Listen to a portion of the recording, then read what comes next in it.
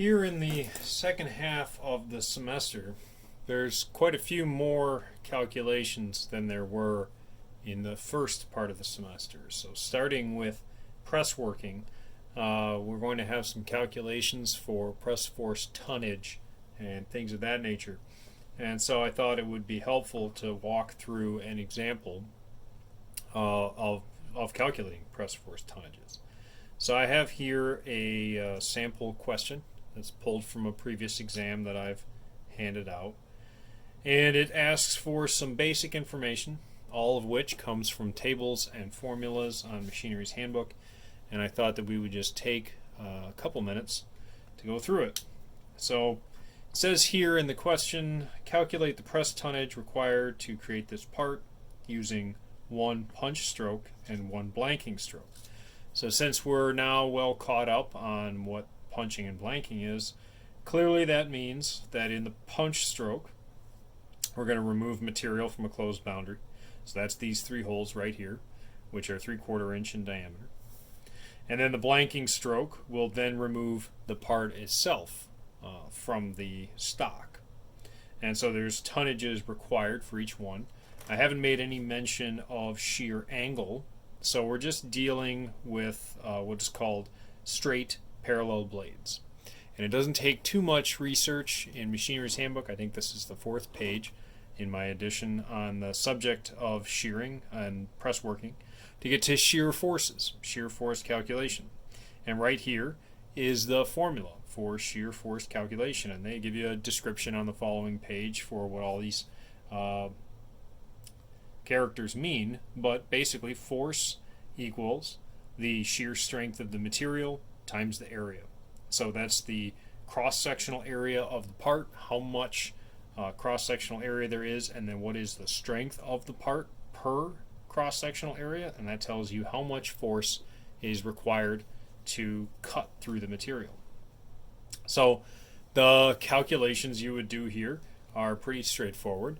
We need to find out what the cross-sectional area is for these holes, and then apply the shear strength here to that area.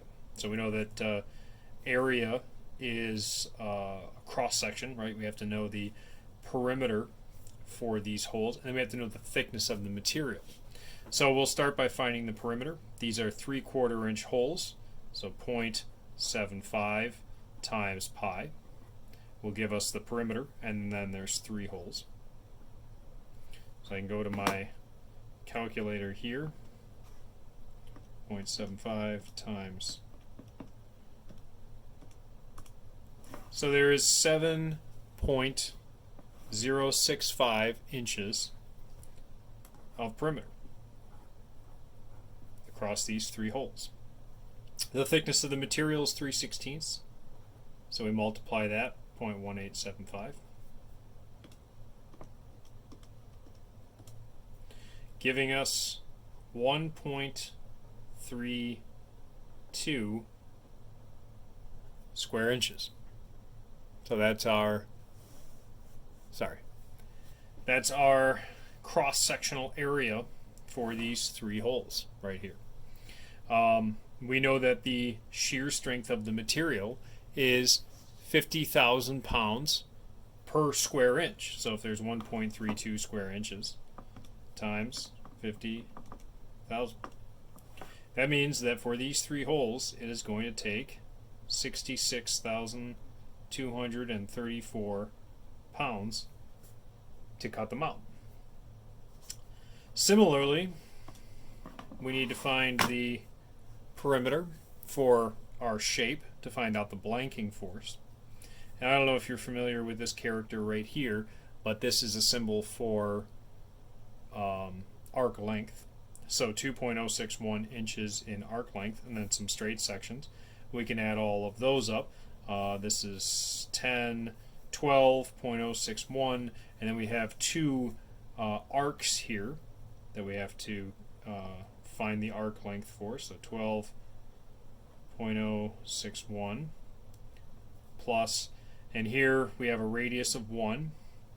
We have 2 90-degree arcs.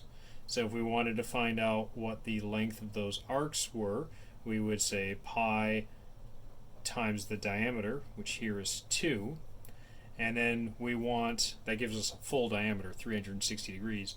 We only want half of that because we only have two 90-degree arcs. So we would divide that by 2. So we can actually cancel that out. So really this is 12.061 plus 3.14. And we can add that together. That becomes 15.201 inches in length. And we can take that times 0.1875.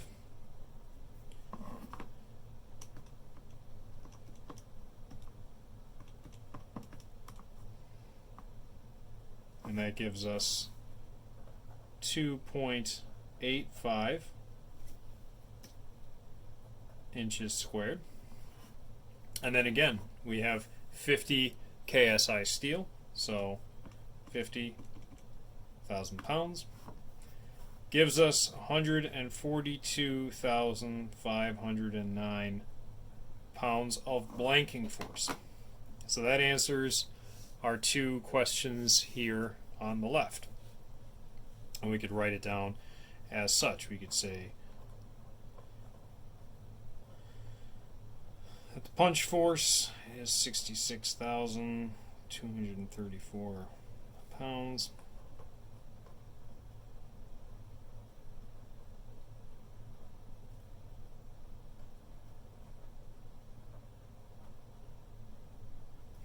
Okay, now there's still a couple more questions here.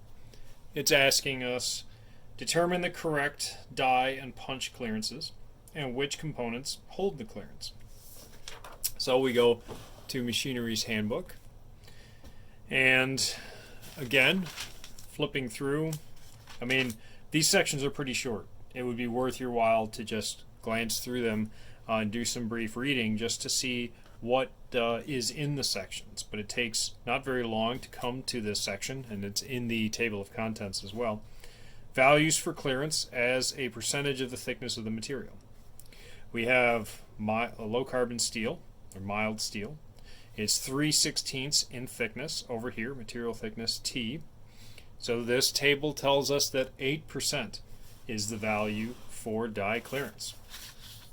So we can come back here, get our calculator out, 0.1875, it's 8% of the material thickness, times 0.08, 15 thousandths. So we could say down here that the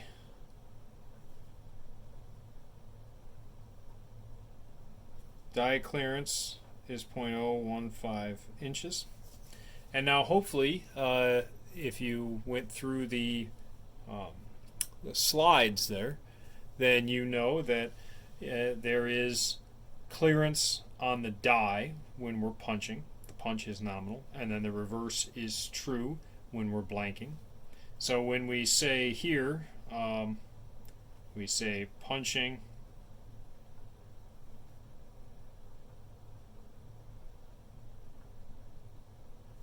clearance in is on.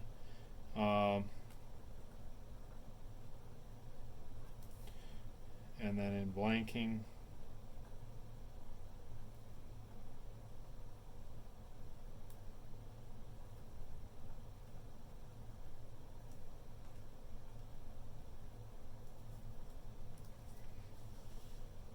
okay, so that's it. That's answering all those questions. Now if you make sure to show your work, do some basic math, and it certainly would help to jot down what tables you got your formulas from in the event of a written exam, which we may have. Then I can look back and I can always give you partial credit, but this is the basics. So we'll probably have a homework assignment here towards maybe, I don't know, next week, where you can try your hand at this and get some credit for it.